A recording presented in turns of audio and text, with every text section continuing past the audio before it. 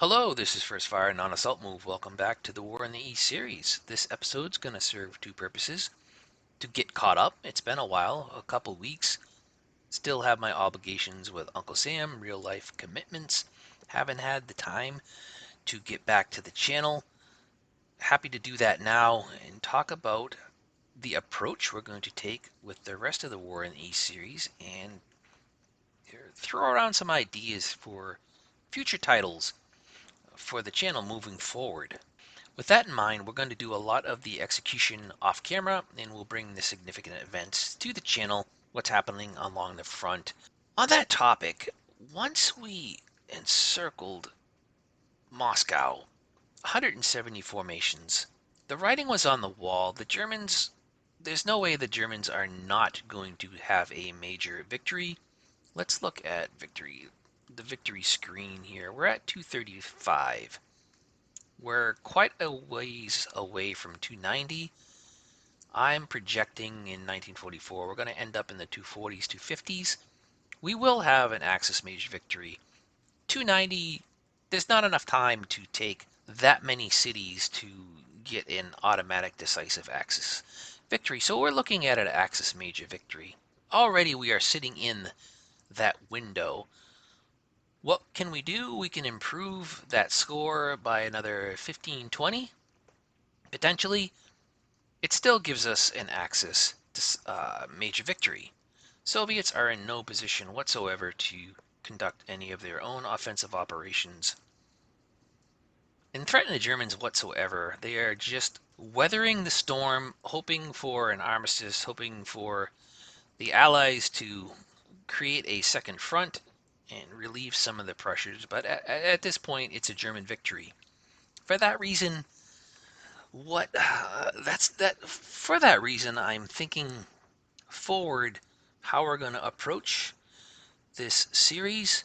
Really, what we'd like to do is take Leningrad and straighten out the front and link up with the Finns. At that point, we may culminate the series at that point. After that, the only other operations we can conduct is try to take some of these eastern lying cities and just, pad the victory points, but it's going to end up the same result anyways. It's going to be an Axis major victory. Yeah, I got a little complacent, a little aimless after we secured Moscow. Where do the Germans go next? We're thinking we'll get the boys home by Christmas, but that's not going to happen. Anyways, I think that's how the series is going to unfold. Let's get a situation report and talk about what we can do from now until then. No attacks along this part of the front. Some shenanigans here, the Soviets pushing through some units. We already had counterattacked, routed a tank corps, and we're just coming adjacent to the Soviets as they withdraw. We started to develop an axis of advance to link up with the Finns. And at this point, we committed there's two Panzer Corps here, two very strong ones. I think they have five Panzer divisions each. The 57th and the 24th have broken out. The conditions are pretty severe. It's blizzard conditions, and moving through this terrain, attacking the Soviets over some rivers, didn't get very far, and there's not very many supporting infantry formations in this region to help out the panzers. Still made some progress, and there's just a sprinkling of Soviets right now to defend. Over here, we have these two Panzer Corps still trying to get out of this salient. The supply situation is horrible because we don't have any railheads, because Moscow, Soviets still holding out on Moscow. We did take a hex. I should have captured that on camera. I'll show you that right here. It was a massive, massive attack. Germans, it was one, two, these three stacks all attacked. Show the details. It's just a whole bunch of numbers. Anyways, Soviets surrendered. I was very surprised. They had a fort level 3, reduced the fort level all the way to 0, and we occupied the first hex of Moscow. We are into the city. securing some of Moscow. That is massive. We did try to attack this hex. Soviets held. We did reduce their fortification levels. That's what we really have to do over the next couple of weeks, is just reduce the fortification levels, which really, these fort levels really give the Soviets favorable combat resolutions. And this hex is going to be a bear. If we look at that, there's no, there's only like one attack, one hex attack surface, and then there's rivers here to attack over. And now that we have this hex, we still have to attack over a river into the city, so it's going to be quite difficult to finish off these last couple of Soviet formations defending Moscow. It could be another couple of weeks.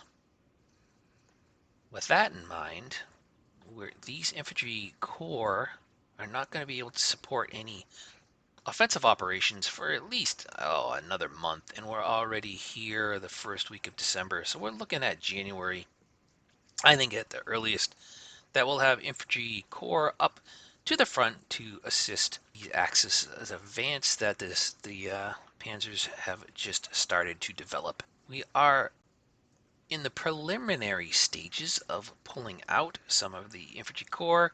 There's just not enough room now that the pocket has been compacted to just 3 hexes now, 30 square miles. So this infantry corps and this as well, and there's another one here, and then a third up here are marching, and it was actually a fourth that's just reaching the front there. We'll have our combat power arrayed in January sometime, and that leaves us February, a little bit into March. So we're not going to link up with our Finnish friends in the 43-44 winter offensive. We'll get as far as we can and just disrupt the length of this Soviet front. That's really the strategic goal for the rest of the war at this point. Taking Moscow, obviously. You look south of Moscow, we have no plans whatsoever, no offensive operations will be conducted south of Moscow. Don't have the combat power, we only have 2 Panzer Corps here. They're pretty light, only a pair of divisions each.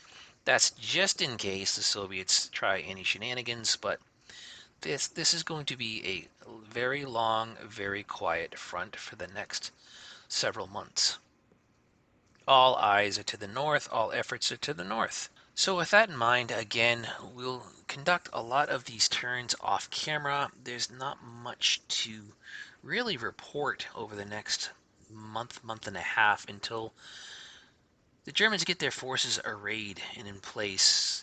And those Panzer Corps will continue to plug forward, pushing north to disrupt and dislodge and straighten out this front here. Hopefully encircling some Soviets. I don't anticipate the Soviets will be foolish enough to remain in place. It's not going to be a lightning strike whatsoever on the Germans' part, so the Soviets will have plenty of time to get out of harm's way. And that's a situation report. We won't watch the Soviets turn on camera, and we'll come back to the next episode will be more than likely once we do have our forces arrayed. But we will capture. I apologize. We will capture.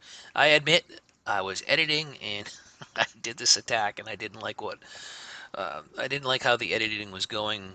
So this was This was supposed to be on camera. I apologize. We'll get the rest of those on camera. The rest of the attacks on Moscow proper on camera. And that is the summary, the catch up of what's happened in the war in the East and what we're going to do moving forward. So I'd like to talk about what future titles to have on the channel. World War II, Eastern Front, that's the meat and potatoes, that's my passion. We will feature titles that cover that time period, that part of the war for sure. Definitely on that topic, there are a couple titles. For one, I'm looking to take a break from titles that aren't as grand in scope as Gary Grigby's War in the East. I do have War in the East 2. I've loaded it up. I've looked at it. We will approach War in the East 2. That is a certainty. I'm not sure when. I have to take a little bit of a breather from War in the East and get into some titles that are a little less immense. With that in mind, I was looking at, there is a title on Matrix, Valor and Victory, that's what it's called. I am a already admitted massive Advanced Squad Leader fan. Grew up that on ASL as a kid, and you look at the counters on Valor and Victory, and they bring back memories, and it looks like a fun little game, squad level game system, and I think it's a board game actually. So I'm gonna look at that title. It's up and coming. Won't be in the near future. And also, there's a game on Steam that's coming up, Second Front. It also looks like board game-ish. I love those titles. I love PC games that embody a board game feel. So Second Front is another one. There's two. And then I am an admitted 4X junkie. I do love 4X games. Space in particular. Distant Worlds 2 is coming out, so that is an option as well. Variety is the spice of life. World War II Eastern Front, that is our center of gravity, but it's okay to have some variety and deviate and approach some other titles. I'd like some suggestions on that front, pun intended. There's also the option of Combat Mission Cold War. I am an exhausted Combat Mission player, I could say.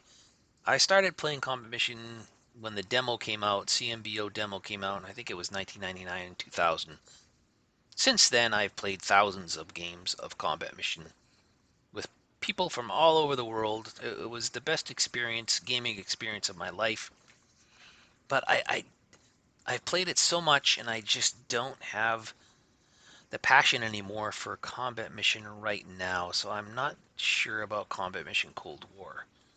Don't think I'll be playing that. I was thinking about it, but if there's an interest to have Combat Mission Cold War on the channel, then I would definitely entertain it. Entertain it. I would rather play against people because it's more exciting and more interesting, and to have an AAR, a head-to-head AAR on a channel would be pretty cool, I think. So that's a handful of titles to potentially have on the channel moving forward.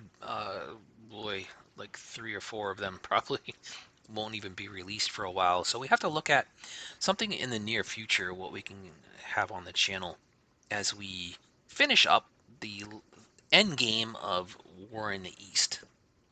So that's a few titles to consider moving forward for the content on the channel. I'd love suggestions. Right now we'll finish up the end game of War in the East, and hopefully some of those ones that we talked about in Matrix will be released sooner than later. I know the Second Front isn't even mentioned as coming soon. That one piques my interest the most right now.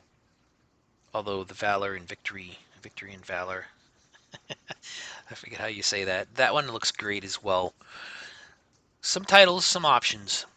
Really like suggestions to see what the appetite is for the channel.